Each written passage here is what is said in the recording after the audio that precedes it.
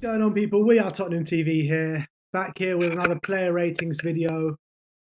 Very, very depressing player ratings today. Sheffield United battered us 3-1 at Bramall Lane last night, in a game where I thought the mentality just looked absolutely wrong. From the moment that VAR decision happened, it was boys against men out there, literally, and Sheffield United being the men and Tottenham being the boys. We completely lost the plot, the players, yesterday, and it's inexcusable, really. Yeah, and it's something that I said might happen in the street. If you watch the highlights, I said at half time, I was like, I'm really worried that this decision is going to get to the players' heads. That can sometimes happen when you get a decision like that. And that's exactly what happened. It's what Jose was talking about after the game as well. He said that they reacted way too negatively to that decision. And it's something that the players have got to sort out, because during the back of last season, how many times we said it? Like we'll be playing well, doing all right, and something will go against us, and we'll just fall apart and lose the game. Yeah. Happened countless amount of times last season and the beginning of this season. So it's clearly, except for the Champions League run, it's been a big problem for a long time now. So it's something that clearly mentally in the squad that Jose's got to sort out. It's not going to be done overnight. And I feel bad for Jose. I'm piling on him at the moment, pounding on him, but I don't think he looked cool yesterday for what happened.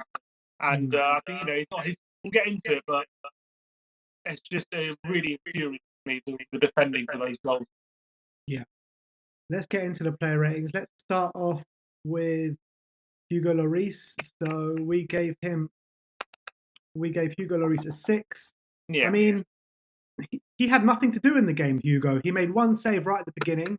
He couldn't do anything for 3 goals, and I think apart from that, it was a quiet night for him. It was 3 shots, 3 goals, really, except that, as you said, that long shot right at the beginning, which was an easy save. So he doesn't have too much responsibility for what happened. Was like the 3 goals, he couldn't do anything with them. Yeah. Let's move on to Serge Aurier. We gave him a 4. What did you make out of Serge? Because I was so frustrated with him yesterday. I think more 4 might even be generous, because I thought some of his crossing when he got in the position, when he was further forward, was absolutely shocking and woeful. Although, to be fair, Lucas Moura is worse, so I'm not sure if that makes him look good. But that defending the second goal, just letting Ender run past him, not even caring, like just let him walk into the box and then square the ball. I know there was a catalogue of errors, but that was one of the most inexcusable ones. And so frustrated by Serge Aurier.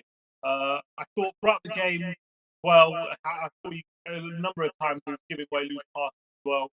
It was one of those performances where you're thinking we're desperate for a new right back. Sometimes you feel like when he plays and you feel like, okay, it's all right. He's good going forward. Maybe he's bad at the back, but at least he can contribute. But days like yesterday, we were thinking, get him out.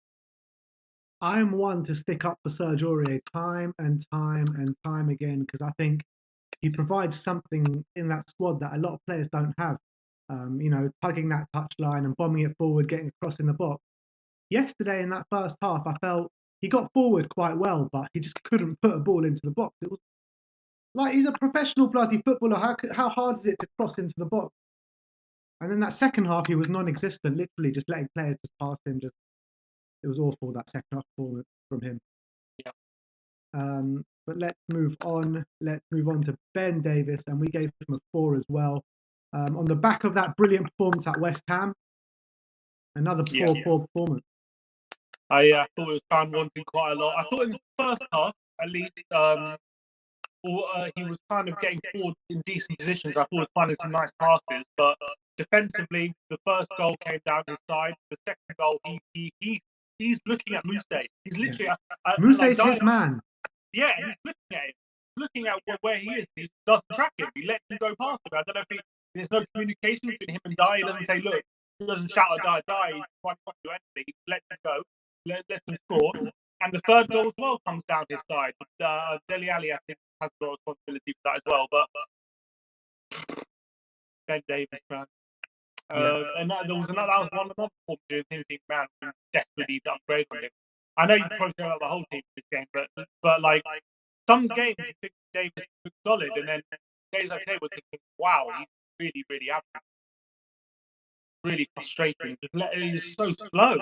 Yeah. And I think he can be solid, Davis, but when you're being outdone by Bulldog and Van der Berg and like these are good players, but individually they're not the best, and he's got to be able to keep them.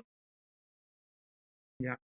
Let's move on to Eric Dier. We gave him a 4 as well. On the back end of a couple of really, really great performances from Eric Dier. Back to his old tricks last night, though. I thought, that goal where Moussa just peeled off him. Like, what is he doing? Where is your concentration levels, man? So disappointing, man. Because everyone's been championing Eric Dier. We've actually both been saying like we are happy with how he's playing, but let's calm down a bit because there's been a couple of games. And this is why. And this is exactly why, because when you're a centre back, you can't switch off for a second, and he clearly showed his ability to switch off a few times. I actually felt bad for him first off. I thought again he started well. He looked confident again. He won some really nice headers in that first half. Yeah, and he was confident on the ball. He was striding forward. It was like, okay, guys, going to have another game. But yeah, that second goal, absolutely atrocious. Absolutely atrocious.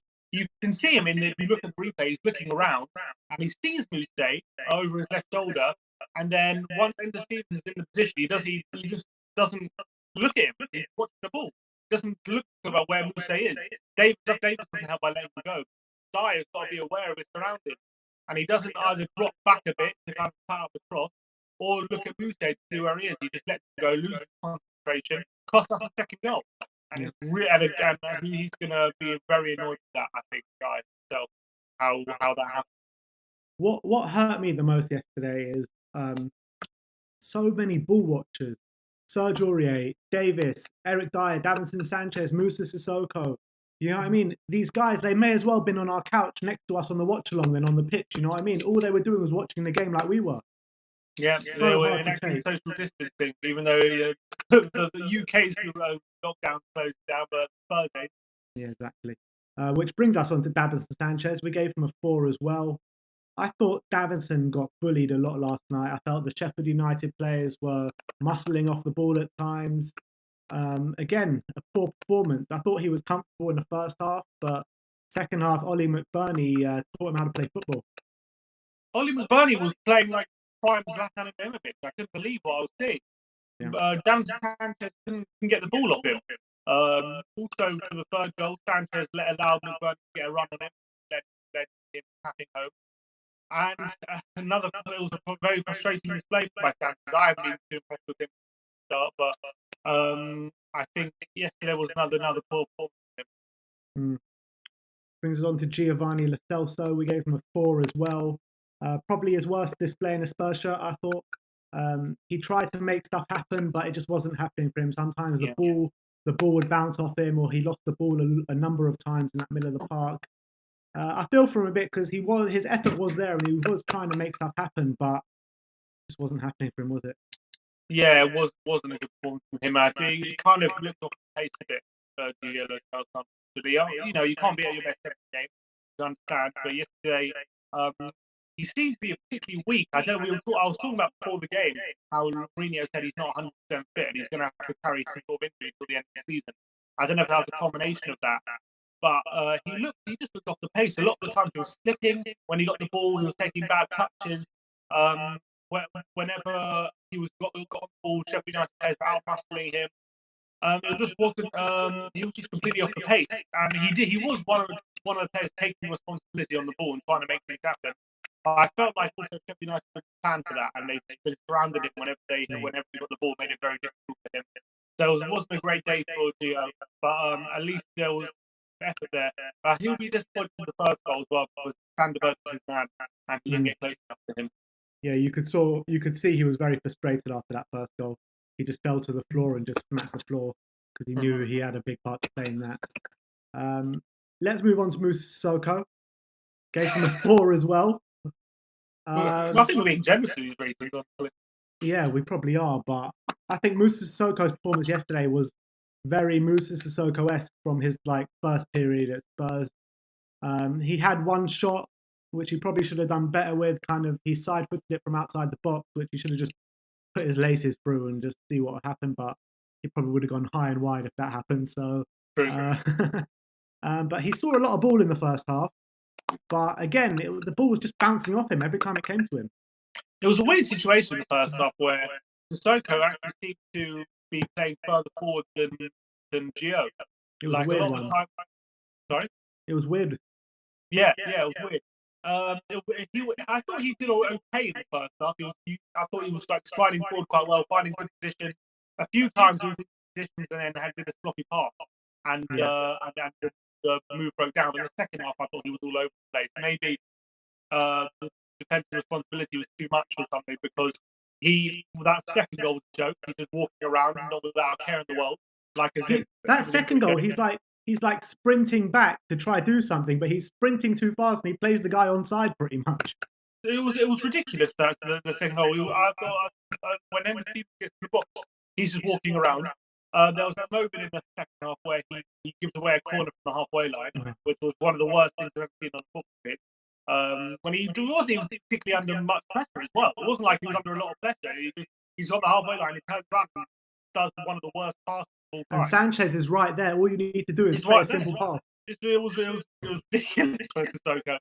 And he was right to be taken off, because I think we needed some more goal. But this is one of the performances where it becomes clear that we really need a better defensive midfielder who more suited on the ball than Sissoko. I think Sissoko has a role to play in the squad, because I think we don't want to criticise him too much for his overall performances this season. I think he's had a good season, but when he played. But I feel like yesterday was really an example of why sometimes he's not working a double pivot. Maybe that's what Mourinho was talking about, how he doesn't see him in that role. So yeah, because both of us, we thought that was Sissoko's best role when Mourinho said that. Yeah, I don't know if it's his best role. I just think it's his best role for us at the moment, because we've got no one else who can do it, really, who has the energy to be able to cover as much ground as Sissoko. There's no one in the midfielder who has that skill set. But he's not perfect for it. We saw that yesterday. Yeah. All right, let's move on. Steven Bergwijn, we gave him a 4 as well. He played more centrally. I think it's the first time he kind of played there for us. I thought he did look a bit threatening, got taken off early, but again, just toothless in the final third. Like, no real end product from any of them, and not just him. Yeah, I thought first half he did look threatening. I thought a few times he got into really good positions and like using his pace really well, breaking the line. There was one moment where he broke the line, got a run onto the back four, played to Harry Kane a bit too early, he got shot. But I felt in the second half he was a bit all over the place. Maybe he was tiring or whatnot, he got to get taken off very early, but I felt like a lot of times he was in decent positions, he was rushing his passes, he was panicking on the ball. It was like he was trying too hard sometimes to try and force things instead of being patient. And that was one of the issues with our whole yesterday, was maybe a bit too much pace. We were happy to see the pace, but I felt like we were rushing our decisions way too much. We didn't have that patience on the ball and that timing of pass or anything like that. And then a few times Bergwijn was guilty of that. Yeah. Which moves us on to Heung Min Son. We also gave him a 4. I mean, he was causing problems for them in the first half, but again, lacked the quality at the end of these runs, at the end of his passes to him. He lacked end product, didn't he, and quality in his end product, and didn't really cause too much of a problem for Sheffield United. He was probably the quietest to our attack, when you think about it. He probably saw the least of the ball. He did get the assist for Kane's goal. He did get the assist, which was a really good assist. It was a pretty good assist, but wasn't enough at the end of the day. And we need to see more Sonny in these kind of games. I think he got bullied out of the game, and we didn't see. I think him and Bergwijn were kind of interchanging quite a lot. They were floating in between the centre and the left hand side. Yeah. But I thought we didn't see enough of Sonny, and he's got to be. I think it was always. I knew it was going to be tough for him this game, because he's a player who a lot of the time likes space, and Sheffield United weren't going to afford that space.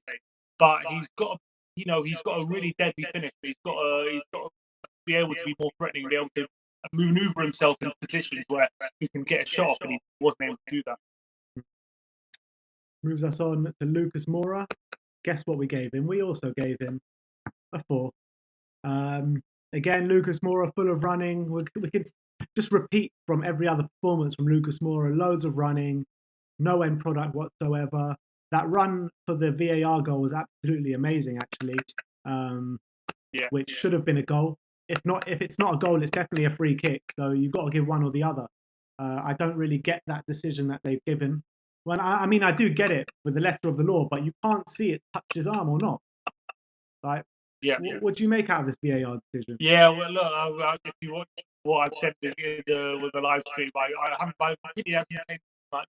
I've slowed the video. I have watched the video again. I slowed it down to like slow motion just to see if like I'm missing something, and it might. I think Ashley was actually right in when we were watching it. It might have touched his wrist when the ball was going down. I did notice that at the time, but I still don't think it was clear. I don't think it was clear and obvious. I think you could argue either way, especially when the ball cannons off his back. I don't think that was powerful, and I think Spurs were right to be absolutely fuming about that decision. I think there's nothing really he could have done to Moura.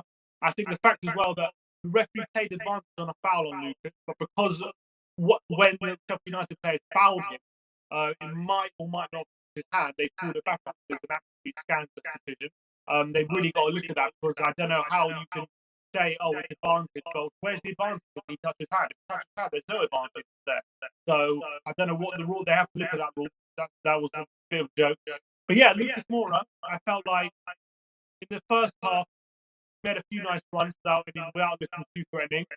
When he moved to right back, wow, that was something else. That really was something else because some of his crosses was just some of the easiest crosses to defend I've ever seen. He does this thing when he crosses the ball. He doesn't put any whip on it whatsoever. He just floats it up in the air. That makes it as easy as possible for centre back to head it away. And So I could understand. Yeah, really frustrating because he was actually in really good position crossing wise. He got forward really well when he was at right back. And you're thinking, okay, maybe it's but no, it really showed how bad he is because sometimes when he's in the wing positions, like he's being marked by the fullback, he doesn't have a lot of time and space to get in across or something like that. But when he was at fullback, he had all the time in the world to line up across and put it in the box. It really showed how poor he is this final ball. It was like exposed pretty much. It was like Lucas Moura exposed with his final ball yesterday. He was given all the time in the world to get across it, and he just couldn't put one good ball in. Yeah. So that moves us on to Harry Kane. We gave him a 5, probably a bit generous, but I think he had the ball in the net 2 or 3 times. Took that chance with the VAR goal really well. Scored a good goal as well, albeit a consolation. I think he had a few chances early on, but second half he kind of drifted out of the game. Yeah, I thought he was our best player, to be honest. I thought he was the one who really tried the most. And I thought that Harry Kane, he was, as you said, he got the ball in the net 3 times. I thought he was trying to take responsibility, but I thought the service to him was woeful. Yeah. And I thought that a lot of the time when we got into good positions, he was making good runs, but the attacking players, the service to him was really found wanting. And a couple of times when he's got into positions, he did well with it, but it was always going to be difficult when he's got 3 centre backs around him, which is why he needed those attacking players to really take responsibility and kind of ask questions of Sheffield United, and they didn't ask enough. And I thought Harry Kane did well with the scraps he got, but they were scraps. Yeah. Which moves us on, last but not least, to Jose Mourinho. Gave him a 5, which I think that could be a bit of an unfair rating, to be honest, because I thought he got the lineup spot on, to be fair. I don't think there was any problems with that lineup. System was working up until half an hour. I think we looked a much better side. What I am going to mark him down on is not being able to motivate the players at half time. Yeah. Which is probably, I think Mourinho's going to be pulling his hair out when he looks back at the highlights. It's like, there is nothing you can do when Aurier lets go Stevens like that after the second goal. There's nothing you can do when we have 6 men in the box. Yet Sander Berg, first goal, allowed all the time in the world to take a touch, fire into the bottom corner. There's nothing you can do when Dele Alli just lets stand the first for the third goal past him. It's not like this is not like this is Jose's instructions. I'm pretty certain of that. So he'll be pulling his hair out by the defending. But yeah, he said it. He said it after the game that he didn't think the team would be strong enough in the second half to come back from that loud goal. But if he knew that, he's got to be able to find a way to get into the team's head, to get into the players' head and say, look, I know we did the goal didn't go away, but we've still got a whole half left. And we have been playing better than them. We are the better team. So let's keep going. Be patient. Don't rush it. Don't try and force it too much. And don't rush your decisions. Let's be strong in the head and show our mentality. And he wasn't able to do that. So he has to look at himself in terms of that. I felt like the lineup, I don't think he's done too much more. I thought we had a lot of pace, we had a lot of attacking threat. I think he showed attacking intent in the lineup, clearly. And he was frustrated in substitution. But I thought Lamela came on, and I thought it was actually a pretty decent cameo by Lamela. I thought he did well when he came on. Gave him Ndombele minutes. He gave Ndombele a few minutes, but I thought he tried to force it. He tried to get back in the game, but the players. I thought it was always going to be difficult, especially 2-0 down to Sheffield United. They just shut up shop and weren't going to feed anything. But I felt like I felt like the players are more to blame than Jose was to get too late, for sure. I agree. I think there's a big mentality issue at the club that needs to get ironed out ASAP. Otherwise, this club ain't going to go anywhere, and that's the honest truth of the matter. I mean, the criticisms we've had of Jose is, his tactics have been defensive. He sits back too much. We like to see us play on the front foot, and that's exactly what we tried to do yesterday. So I can't fault him for it. We tried to play on the front foot and attacking. We had much more possession than they did. We weren't sitting back whatsoever. But the players found wanting, so I've got to blame the players on Jose. I agree. Well, there you have it. I'm going to stop it there because I've just had enough of talking about this game. We can close this book. Season's over. Yay. Yeah, season's over until Monday when we play Everton. So anyway, There you have it. Oh, hello. Mum's coming. Nice little cameo. Well, there you have it. The season is over. You heard it here first from Simeon. Like, subscribe, and comment below. Let me know what you thought of our ratings. Were we too generous? Could be. Probably. Like, subscribe, and comment. And as always, come on, you Spurs. Come on, you Spurs.